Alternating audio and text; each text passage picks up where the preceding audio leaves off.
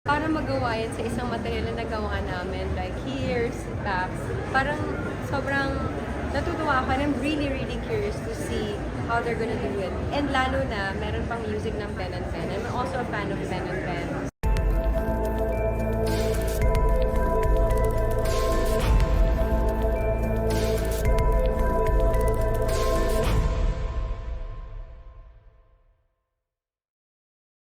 Machichika mo ba sa amin? Baka may napag-usapan possible reunion or projects na maabangan within the circle?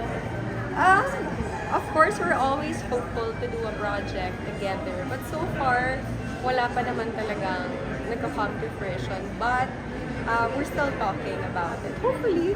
Oo, sabik na rin ang mga fans ninyo. Siyempre, may musical nga na lumabas, di ba? Bash and Oh, you Boy. mean kami ni Yes. John Lloyd? Akala ko the entire group.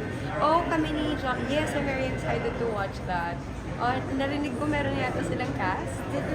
And how do you feel na, syempre, itong trend ngayon eh.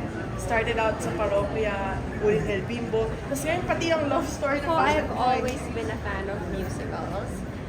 May it be dito sa Pilipinas or nag-fly ako sa ibang bansa to watch Broadway and West End musicals.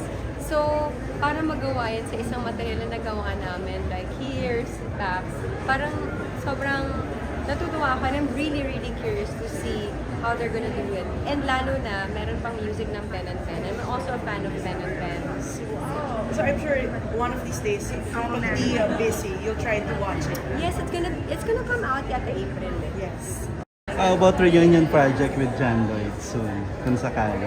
With John Lloyd.